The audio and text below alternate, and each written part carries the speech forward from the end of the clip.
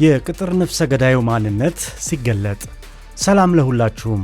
ዛሬ በእውነተኛ ታሪክ ላይ የተመሰረተውን ሂትማን የተሰኘውን እንደ አውሮፓውያን አቆጣጠር በ2023 የወጣውን ፊልም እንመለከታለን። ይህ ፊልም በታዋቂው ዳይሬክተር ሪቻርድ ሊንክሌተር ነው የተዘጋጀው። እንደ አውሮፓውያን አቆጣጠር በ2001 ቴክሳስ መንትሊ መጽሔት ላይ በወጣ አንድ የሚገርም እውነተኛ ታሪክ ላይ የተመሰረተ ታሪክ ነው። ይህ ፊልም የድራማ ኮሜዲ፣ ፍቅርና ወንጀል ድብልቅ ነው።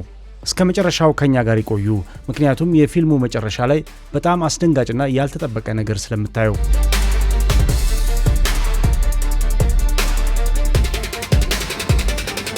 ፊልሙ የሚጀምረው ዋና ገጸ ባህሪያችንን ጋሪ ጆንሰንን በማስተዋወቅ ነው። ጋሪ ጆንሰን በኒው ኦርሊንስ ዩኒቨርሲቲ የሥነ ልቦናና የፍልስፍና ፕሮፌሰር ነው። ጋሪ የተረጋጋ ሕይወት የሚኖር ሰው ነው። ተማሪዎቹን ከምቾት ዞናቸው እንዲወጡና ሕይወታቸውን በራሳቸው ፍላጎት እንዲኖሩ የሚያስተምር ቢሆንም ራሱ ግን በጣም በተለመደ ሁኔታ ውስጥ ነው የሚኖረው። ጋሪ ሌላም ምስጢራዊ ሕይወት አለው። ለኒው ኦርሊንስ ፖሊስ መምሪያ በቴክኒክ ረዳትነት ይሠራል።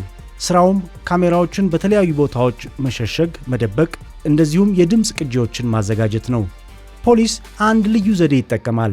በኢንተርኔት እንደ ቅጥር ነፍሰ ገዳይ ሂትማን በማስመሰል ሰዎች አንድን ሰው ለመግደል ገንዘብ እንዲከፍሉ ያደርጋል። እቅዱ ከተሳካ በኋላ ወዲያውኑ በቁጥጥር ስር ያውላቸዋል። ይህንን ተልእኮ የሚፈጽመው ደግሞ ጃስፐር የተባለ ፖሊስ ነው። ጃስፐር በጣም ጨካኝና ስሜቱን መቆጣጠር የማይችል ነው። ፊልሙ ሲጀምር ጃስፐር በፈጸመው ፖሊሳዊ ጥፋትና ጭካኔ ምክንያት ለ120 ቀናት ከሥራ ታግዷል። ይህ በድንገት ለጋሪ ዕድል ይከፍትለታል።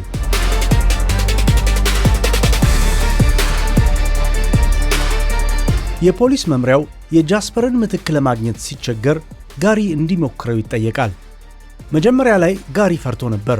ነገር ግን አንዴ እንደ ቅጥር ነፍሰ ገዳይ ማስመሰል ከጀመረ በኋላ አስደናቂ ተሰጥኦ እንዳለው አወቀ። ጋሪ የሥነ ልቦና ዕውቀቱን ተጠቅሞ ለእያንዳንዱ ደንበኛ የሚስማማ ልዩ የቅጥር ነፍሰ ገዳይ ማንነትን ይፈጥራል። ለአንዱ ቀልጣፋና ጨካኝ መስሎ፣ ለሌላው የሩሲያ ወንበዴ መስሎ ይቀርባል። እያንዳንዱን ደንበኛ በተመለከተ ምርምር ያደርጋል። ምን አይነት ሂትማን እንደሚፈልጉ ይረዳል። እናም ተስማሚ የሆነ ስብዕና፣ አልባሳት፣ የድምፅ ቃና ይፈጥራል። እምነት የሚጣልበት ገጸ ባህሪም ይፈጥራል። በዚህ ሥራው በጣም የተዋጣለት ሲሆን ብዙ ሰዎችን በማጥመድም ለፍርድ ያቀርባል። ከጉዳዮቹ መካከል አንድ ታዳጊ ወጣት የራሱን እናት ለማስገደል ሲሞክር የያዘው ይገኝበታል። ይህም ሥራው ምን ያህል አሳሳቢ እንደሆነ የሚያሳይ ነው።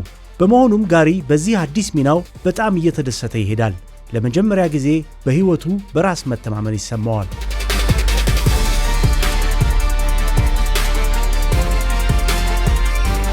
አንድ ቀን ጋሪ ሮን የተባለ አዲስ ማንነት ፈጥሮ ወደ አንድ ምግብ ቤት ይሄዳል። ሮን በጣም ቆንጆ፣ በራሱ የሚተማመን ሌዘር ጃኬት የለበሰ እውነተኛ ቅጥር ነፍሰ ገዳይ ነበር የሚመስለው። ደንበኛው ማዲሰን ፊጌሮዋ ማዲ የምትባል ቆንጆ ሴት ነበረች። ማዲ በጣም የፈራችና የተጨነቀች ትመስላለች። ባለቤቷ ሬይ እንዲገደል ትፈልጋለች። ሬይ ያሰቃያታል። በጣም ጨካኝ ነው። ጋሪ እንደ ሮን ሆኖ ጉዳዩን ሲያጣራ ማዲ ምንም አይነት የወንጀል ታሪክ እንደሌላትና እንደ ሌሎቹ ደንበኞች ሳይሆን በእውነት የተጎዳች እንደሆነች ይገነዘባል። ሬይንም በእውነት መግደል እንደማትፈልግ ይረዳል። ይህ ለየት ያለ ጉዳይ ነበር። ጋሪ ልቡ ይነካል። ለማዲ የተለመደውን የማጥመጃ ዕቅድ ከመከተል ይልቅ ባለቤቷን ለመግደል የምትከፍለውን ቅድመ ክፍያ ውድቅ ያደርጋል። እናም ያምናታል። አትግደዩ፣ አዲስ ሕይወት ጀምሪ ይላታል። በምትኩ የፍቺ ሂደት እንድትጀምርና ከሁኔታው እንድትወጣ ያበረታታታል። በዚህ ድርጊትም ጋሪ የፖሊስ ፕሮቶኮልን ይጥሳል። ጋሪና ማዲ መገናኘታቸውን ይቀጥላሉ። ጋሪ እንደ እውነተኛው ማንነቱ ሳይሆን እንደ ሮን ማንነቱ ሆኖ ቀረበ። በመካከላቸው ያለው የፍቅር መሳሳብ ፈጣንና ኃይለኛ ነበር። ማዲ ሮንን ወይም ጋሪን በጣም ትቀርበዋለች። ማዲ ውሎ አድሮ ሬንን ፈታችው።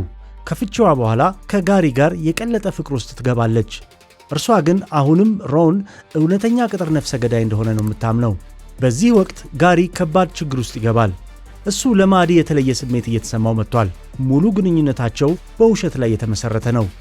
እሱ ቅጥር ነፍሰ ገዳይ ሳይሆን ለፖሊስ የሚሰራ መምህር ነው። ነገር ግን የሮን ማንነት በጣም አስደሳችና ነፃ ስለሆነ ለማዲ እውነቱን መናገር አይፈልግም። ሁለት ሕይወት መኖርም ይጀምራል። ሁኔታዎች ሙሉ በሙሉ ከቁጥጥር ውጭ የሆኑት ሬይ የማዲ የቀድሞ ባል ራሱ አንድን ሰው ለመግደል በኢንተርኔት ላይ ቅጥር ነፍሰ ገዳይ ሲፈልግ ነው። ሬይ ያነጋገረውም ሌላ ሳይሆን ሮንን ወይም ጋሪን ነው። ሬይ ማዲ እንድትገደል ይፈልጋል። ጋሪ ይህንን ሲያውቅ በጣም ይደነግጣል። አሁን ማዲ ከፍተኛ አደጋ ውስጥ ናት። ፖሊስ እንደተለመደው ሬይን ማሰር ይችል ነበር። ነገር ግን ይህን ካደረጉ ከማዲ ጋር ያለው ግንኙነት ይፋ ይሆናል። እናም እሷ ምናልባት ስለ እሱ እውነተኛ ማንነት ታውቃለች። በሚያሳዝን ሁኔታ ጋሪ ውሳኔ ለመስጠት ሳያመነታ ሬይ እንደሚገድላት ነገራት። ይህ ለማዲ እርምጃ እንድትወስድ እንደ ማነሳሻ ሆናት። ብዙም ሳይቆይ ሬይ ሞቶ ተገኘ። ማዲ የቀድሞ ባሏን ራሷ ገድላው ነው? ፊልሙ ይህንን በቀጥታ አያሳይም፣ ነገር ግን እሷ እንደገደለችው ግልጽ ነው። የኒው ኦርሊንስ ፖሊስ የሬይን ሞት ምርመራ ጀመረ። ማዲ እንደ ተጠርጣሪ ተቆጠረች። ጋሪ እሷን ለመጠበቅ ሲል ለአለቆቹ ዋሸ። ማዲ ከግድያው ጋር ምንም ግንኙነት እንደሌላት ተናገረ። ነገር ግን ጃስፐር ከእገዳው የተመለሰው ጨካኙ ፖሊስ የሆነ ነገር ተጠራጠረ። ጋሪ ውሸት እንደሚናገር ተረዳ። እናም የማዲን ጥፋት የሚያረጋግጥ ማስረጃ እንዳለው ለጋሪ በመንገር ማስፈራራት ጀመረ። ጃስፐር በጋሪ ስኬት ይቀና ነበር። ይህንን አጋጣሚም ተጠቅሞ የቀድሞ ሥራውን መልሶ ለማግኘት ወይም ገንዘብ ለማግኘት ፈለገ። ጃስፐር ከማዲ ላይ የሬይ ሞት የሚያስገኘውን የመድን ገንዘብ እንደሚፈልግ በግልጽ ነገራት። አለበለዚያ ሁለቱንም ለፖሊስ አሳልፎ እንደሚሰጥ አስፈራራት። ጋሪና ማዲ በከባድ ችግር ውስጥ ገቡ። ፊልሙ ወደ አስደንጋጭና አስጨናቂ መጨረሻ ያመራል። ጃስፐር ገንዘቡን ለመጠየቅ ወደ ማዲ ቤት መጣ። ሦስቱም ሲከራከሩ ነበር። ጃስፐር ዛቻውን በመድገም ሁለቱንም እንደሚያስር ተናገረ። በዚያን ጊዜ ነው ማዲ በድብቅ መርዝ በጃስፐር ቢራ ውስጥ የጨመረችው። ጃስፐር ሰውነቱ በላብ መጠመቅና ሆዱ ማበጥ ጀመረ። እናም መሬት ላይ ወደቀ። ጋሪ ተደናግጦ ማዲን ተመለከታት። ይህች በአንድ ወቅት እርዳታ የምትፈልግ የተጎዳች ሴት የመሰለችው አሁን ግን ገዳይ ሆና አገኛት። ጋሪ አሁንም የወደቀውን የጃስፐርን አካል ሲመለከት የመጨረሻውንና በጣም አስደንጋጭ የሆነውን ውሳኔ አደረገ። ጭንቅላቱ ላይ የፕላስቲክ ከረጢት አሰረበትና እስኪሞት ድረስ ጠበቀ። ጋሪ ሙሉ በሙሉ ወደ ሮን ተለወጠ። በአንድ ወቅት እውነተኛ ቅጥር ነፍሰ ገዳይ የለም ብሎ የተናገረው ሰው አሁን ራሱ ገዳይ ሆኖ ብቅ አለ።